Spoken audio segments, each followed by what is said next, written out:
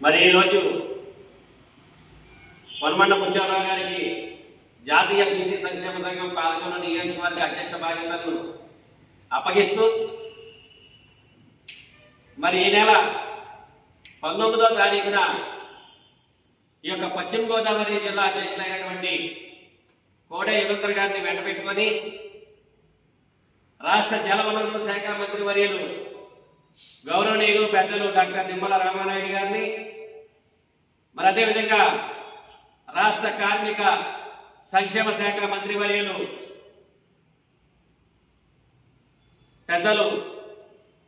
వాసుశెట్టి సుభాష్ గారిని కలిసి BC hostel మీద వినతి పత్రం ఇవ్వడం జరిగింది. వారు వెంటనే సానుకూలంగా స్పందించి మేము ఇచ్చినటువంటి వినతి పత్రం మేము అక్కడ ఉండగానే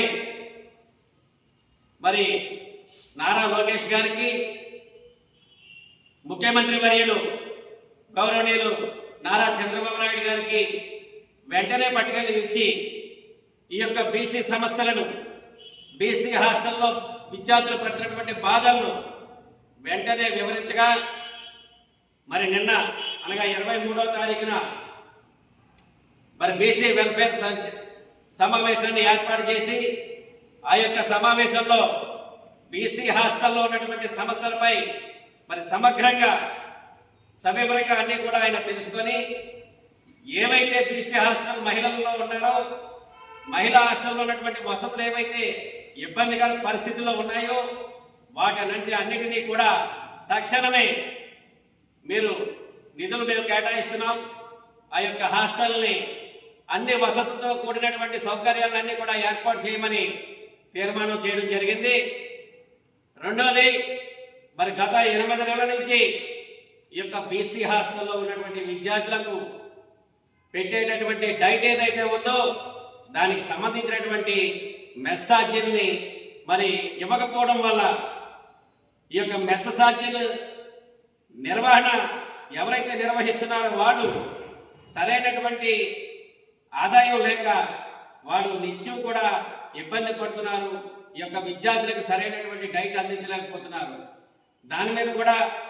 మేము మొన్న ఇచ్చినటువంటి వినతి పత్రంలో వివరంగా ఇచ్చాం. దాని మీద కూడా స్పందించి డైట్ను కూడా అభివృద్ధి చేసి మంచి పుష్టికరమైనటువంటి ఆహారాన్ని విద్యార్థులకు అందించాలని చెప్పేసి మరొక తీర్మానం చేశారు. మరి ముందుగా మేము ఇచ్చినటువంటి వినతి పత్రాన్ని ముఖ్యమంత్రి గారి దగ్గరికి తీసుకెళ్ళినటువంటి జలవనరుల శాఖ మంత్రి వర్యులు డాక్టర్ నిమ్మల రామానాయుడు గారికి, కార్మిక శాఖ మంత్రి వర్యులు వాసుశెట్టి సుభాష్ గారికి జాతీయ బీసీ సంక్షేమ సంఘం తరపున హృదయపూర్వక అభినందనలు తెలియజేసుకుంటున్నాం. మరి అదే విధంగా రానున్న రోజుల్లో బీసీలకు ఏ పార్టీ అయితే అండగా ఉంటుందో, బీసీల కోసం ఏ పార్టీ అయితే నిరంతరం రక్షణ కవచంగా ఉంటుందో ఆ యొక్క పార్టీలకి ఈ బీసీ కులాలన్నీ కూడా మద్దతుగా ఉంటాయని మరొక్కసారి తెలియజేస్తూ ఉన్నాం. మరి అదేవిధంగా నిన్న జరిగినటువంటి ఈ బీసీ సమీక్ష కార్యక్రమంలో మరి 34% ఉన్నటువంటి బీసీ రిజర్వేషన్లను సుప్రీంకోర్టు ఆదేశానుసారం 24%కి గత ప్రభుత్వం తగ్గించడం జరిగింది. మరి ఇప్పుడు ఉన్నటువంటి ముఖ్యమంత్రి వర్యులు నిన్న బీసీ వెల్ఫేర్ సమీక్షలో 34% ఇచ్చి బీసీలకు అండగా నిలబడతాం, దానిని మేము చట్టబద్ధత కూడా కల్పిస్తామని చెప్పేసి తీర్మానం చేయడం చాలా హర్షించదగ్గ విషయమని ఈ సందర్భంగా తెలియజేస్తూ ఉన్నాం. ఈ యొక్క జాతీయ బీసీ సంక్షేమ సంఘంలో వివిధ కులాలు ఉన్నాయి, వివిధ మతాలు ఉన్నాయి, వివిధ పార్టీలకు చెందినటువంటి వ్యక్తులు ఉన్నా ఎవరైతే